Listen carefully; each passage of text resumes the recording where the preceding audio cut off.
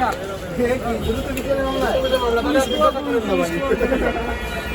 Police বিচার। ভাই আপনার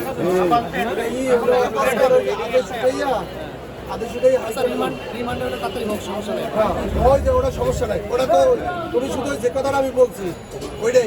আমার বাপের 35 টাকা সম্পত্তি দিচ্ছে আমার একটা গাড়ি একটা জায়গা, এত কথা করবে এটা দুটো মামলা হয়েছে আমার 35 টাকা সম্পত্তি বেশি কথা করবে দরকার আছে।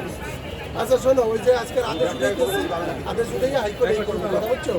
আর হইলো যে ওই তোমার যেটা বলছি আমার দিচ্ছে একটা গাড়ি একটা জায়গা, 8 লাখ টাকার জায়গা, পরিষ্কার একটা গাড়ি, এটা আমি কি কামাইছি? বাবা আমার দিচ্ছে। এটার জন্য আমি কিভাবে দুটো মামলা অন্তর্ভুক্ত হইলাম বলেন? আপনাকে তাহলে ধরা হলো কেন? আমার বাবা রিমান্ড চলতেছে, দেখা করতে গেছে, ধরে নিয়ে আসছে। আপনার কি মনে হয় আপনার বাবা কি নির্দোষ নাকি? নির্দোষ দুদক তো বলছে চার্জশিট দেন, কয় টাকা দুর্নীতি করছে বিচার করুক, আমার সমস্যা নাই তো। আমার বাবা যদি কোনো অন্যায় করে সেটা বিচার হোক, আমার কোনো সমস্যা নেই। কিন্তু সে আমাকে জায়গা দিচ্ছে, সেটা তুমি আমি যে থাকবো? তাহলে আপনি বলতে যাচ্ছেন আপনার বাবার জন্য আপনাকে ধরা হয়েছে নাকি? বাবার সাথে দেখা করতে গেছি, ওই যে ধরে আমাকে রিভিউ করছে। আচ্ছা, প্রশ্ন ফাঁসের ঘটনায় আপনি কি বলবেন? সেটা তো সত্যতা পাওয়া যায় না। আমরা 1 মাসের মামলা 3 মাস জেল খাটাইতাছে। আমি জামিন দিতেছি না, তাহলে আমি যাই কেন? আর 1 মাসের মামলা 3 মাস জেল খাটাইতাছে আমরা।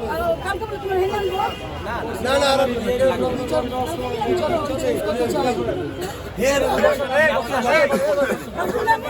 জেলে আসবে। আর বাইক কল স্লিপ খাবেন, বাইক কল স্লিপ 100 টাকা বাইক কল স্লিপ।